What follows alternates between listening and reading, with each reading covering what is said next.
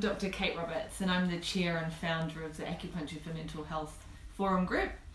This group was founded after I'd completed my PhD research, which was looking at communication and collaboration between acupuncture and mainstream healthcare. And what I found was that, especially when we're talking about shared mental health patients, a lot of us as practitioners felt a little bit unsure of our scope, and we wanted to work as a team.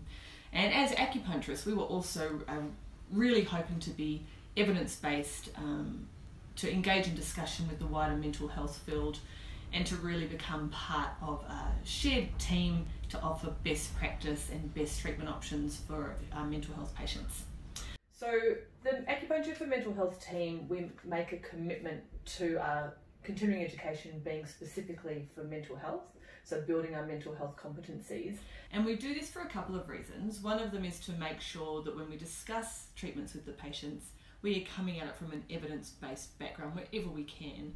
And it also informs our treatments. So when I say that, it might determine how many treatments we use, what points we use, what point combinations we use. It can give us confidence when we discuss with our patients effectiveness. So what are the expected outcomes? How long is it going to take? And what does the research say about what kind of things you can expect for treatment? So we make that a real focus of our work that we do together. So one of the things, like an example of this is, and a discussion that the group had quite recently was on the 2019 systematic review that came out by Dr. Mike Armour et al. Acupuncture for the treatment of depression.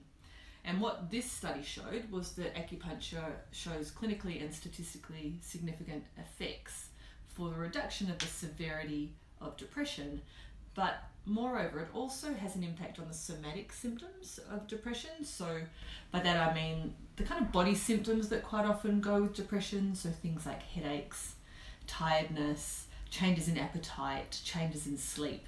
So acupuncture offers quite a holistic approach to the treatment of a lot of mental health disorders. So not only addressing how you might feel emotionally, but also addressing how you feel physically. And that's one of the real pluses of a treatment like acupuncture, in that it doesn't really separate mind and body. We look at it as a holistic whole. So when we read studies like that, like systematic reviews, really robust clinical trials and really robust studies that bring into play statistics and enable us to discuss large patient numbers, so patient cohorts, it gives us real confidence to work alongside other health professionals, knowing that the service that we're offering has an anticipated outcome that we can more or less predict, or at least say with confidence that what we are doing is likely to have an effect on our patients. And that's what we want to do. The Acupuncture for Mental Health team, we have the mental health of our patients at the forefront of our mind. We would like them to get the best treatment, to be surrounded by the best care, and we make a real commitment to increasing our competencies in this area. You're swimming around and you're desperate to find the key. You've got to rise up, rise up. I'm Janine. I am a traditionally trained acupuncturist who's put an overlay of neuroscience and understanding the Western sciences over my classical acupuncture. I work in the CBD on Featherston Street out of a place called City Osteopaths, and how I understand acupuncture with my neuroacupuncture training is that when we use these classical acupuncture points, which all of our team use, I understand what happens. So it's the nerve, like the medial nerve here, it enters the neck round about the lower neck here. Once it's in the central nervous system, it then proceeds to go up the spine to the brain, and there are receptors that it activates, like serotonin receptors, and once the serotonin receptors are activated, then that activates a whole pile of other things which have a fantastic effect on mood, anxiety, can improve sleep, etc. The endogenous opioid circuit for people who have been using drugs for pain, etc. Right, so electric acupuncture is quite simply, I've got this lovely little device here. I clip that onto the end of a needle, and then I start to turn up a knob very slowly until the patient can feel it, just so that it's comfortable, not too strong and not too weak. The world knows how to kite. You gotta rise up, rise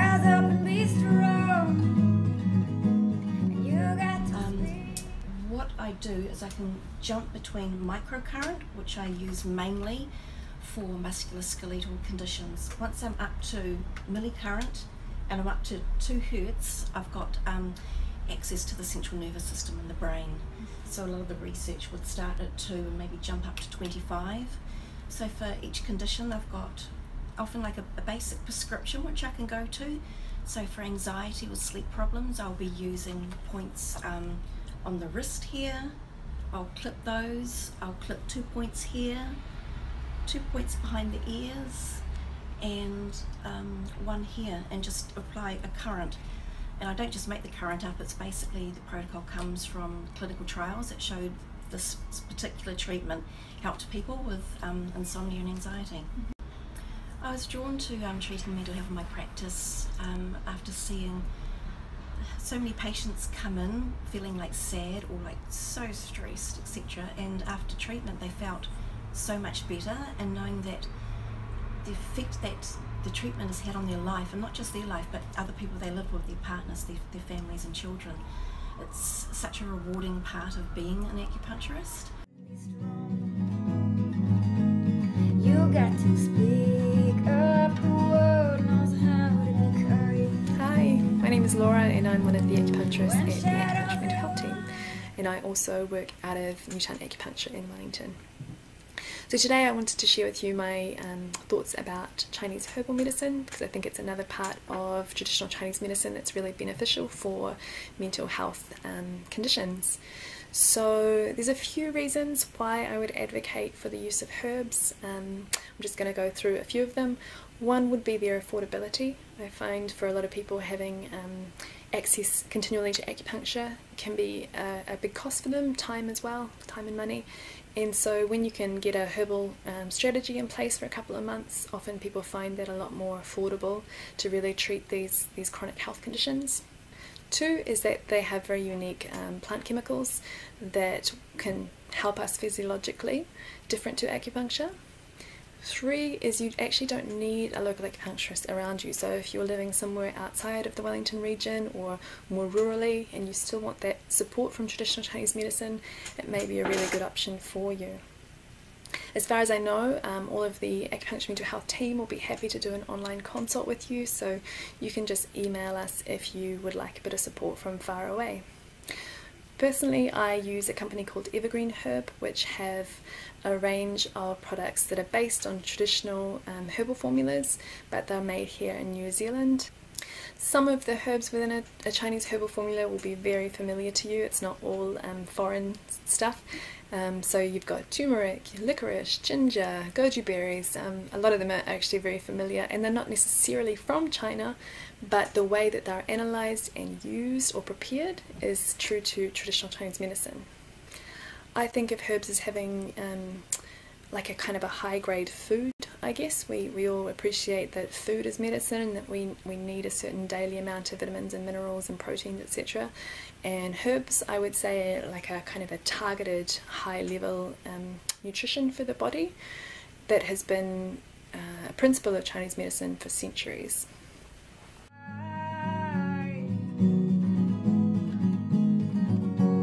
There will be shadows that wanna hold your hand. You'll feel like the ground is turning into sand.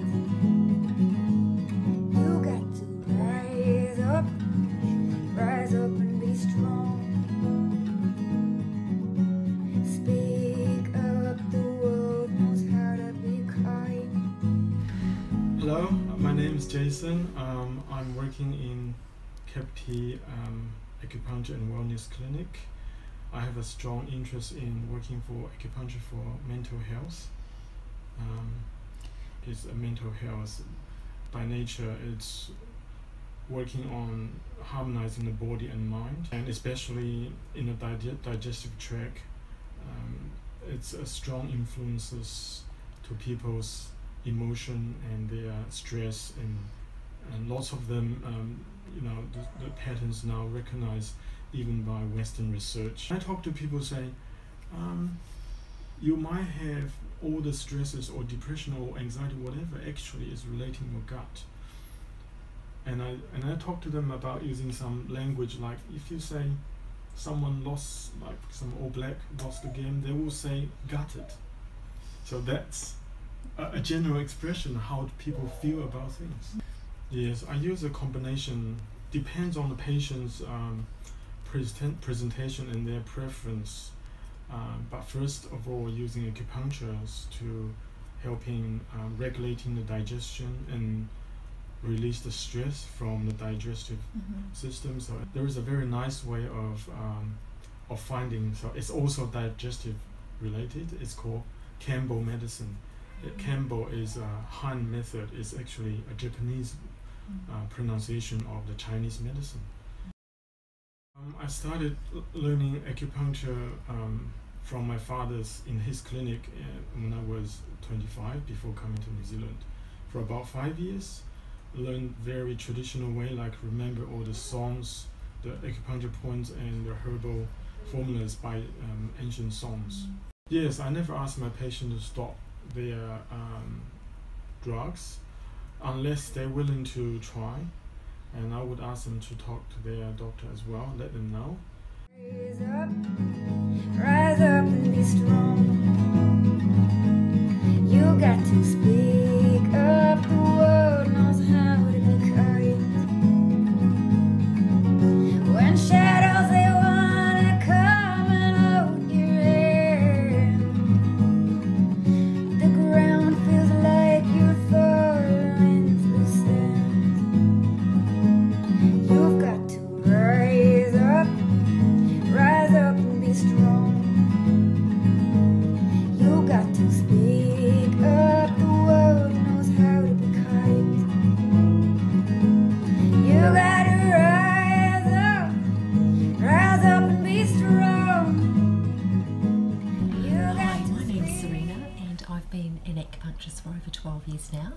I have a busy practice in the Central Business District and it's called Mailing Acupuncture. I'm so fortunate to be part of the Acupuncture for Mental Health team, and what it does, it provides us practitioners with a platform to learn, grow and develop in the area of mental health and acupuncture. As a mother, I'm fully aware of the pressures that our children face living in a fast-paced modern society.